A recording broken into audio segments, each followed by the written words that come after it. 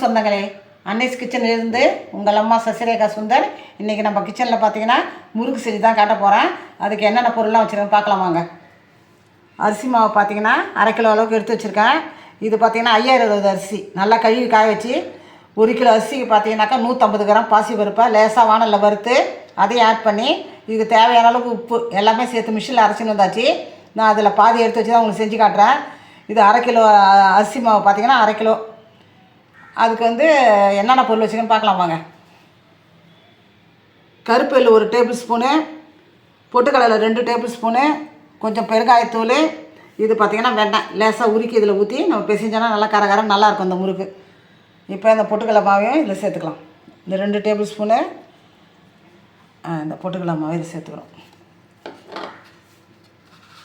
1 table spoon பார்த்திங்கன்னா கருப்பு எள்ளு அவ்வளோ நல்லது, அயன் சக்தி அதிகம். வெள்ளை எள்ளும் சேர்க்கலாம், ஆனால் கருப்பு எள்ளு அவ்வளோ உடம்புக்கு நல்லது. கொஞ்சமாக பெருங்காயத்தூள். ஏற்கனவே நாங்கள் மாவு அரைக்கும் போதே பார்த்தீங்கன்னாக்கா உப்பு போட்டு தான் அரைச்சி வச்சுக்கலாம். உப்பு இப்போ சேர்க்க தேவையில்லை. உப்பு போட்டு நம்ம அரைக்கும் போது ரொம்ப நாளைக்கு கெடாமல் இருக்கும். பார்த்திங்கன்னா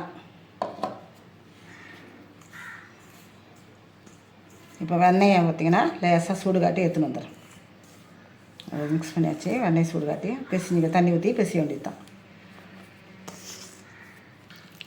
வெண்ணெயை பார்த்திங்கன்னா லேசாக சூடு காட்டியாச்சு. இதில் ஊற்றிக்கலாம்.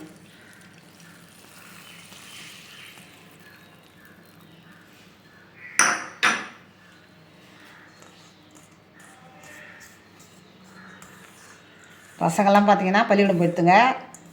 ஈவினிங் வரும்போது ஏதாவது ஸ்நாக்ஸ் எதிர்பார்க்குங்க. அதுக்கோசரம் தான் கொஞ்சமாக செய்யலாம் அப்படின்னு. இதில் உப்பு போட்டு அரைச்சாச்சு. நம்ம அதுக்கப்புறம் பிசைஞ்சதுக்கப்புறம் பத்தலாம் கூட லேசாக உப்பு தண்ணி தெளிச்சிக்கலாம். அதில்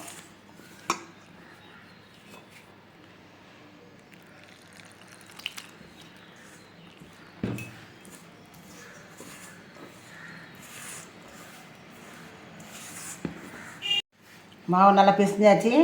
இப்போ நம்ம அடுப்பத்தை வைக்க வேண்டியது தான். அடுப்பத்தை வச்சாச்சு. அதே மாதிரி நம்ம வானல் வச்சுட்டோம். வானல் நல்லா காஞ்சிடுத்து.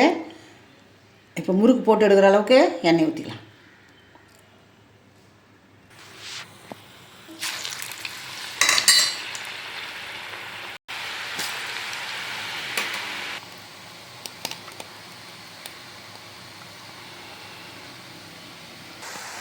ஃபுல் ஃப்ளேமில் இப்போ பார்த்தீங்கன்னாக்கா அடுப்பை பார்த்தீங்கன்னா நல்லா ஃபுல்லில் வச்சிங்கன்னா தான் இது நல்லா வேகும். பார்த்தீங்கன்னா முறுக்கு இப்போ 5000 பச்சரிசியில் நாங்கள் செஞ்சுருக்கோம். மாவு அரிசி கூட பார்த்தீங்கன்னா கடையில் கேட்டிங்கன்னா கிடைக்கும். அந்த மாவு அரிசி வாங்கி கூட நீங்கள் முறுக்கு செஞ்சாலும் நல்லாயிருக்கும், அதிரசம் செஞ்சாலும் நல்லாயிருக்கும். அதனால் மாவு அரிசின்னு கேட்டால் கூட கடையில் கிடைக்கும்.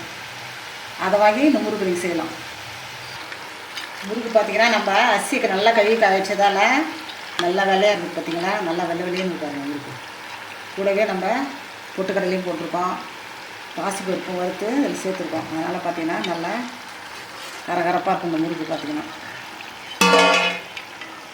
எப்படி சத்தம் இருப்பாங்க.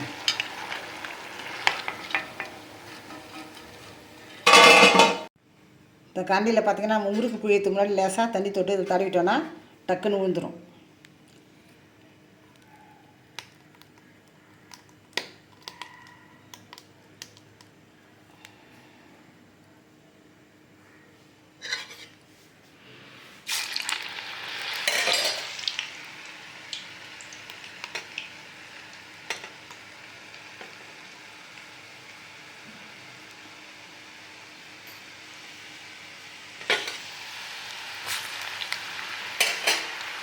நல்லா சிவந்துச்சு.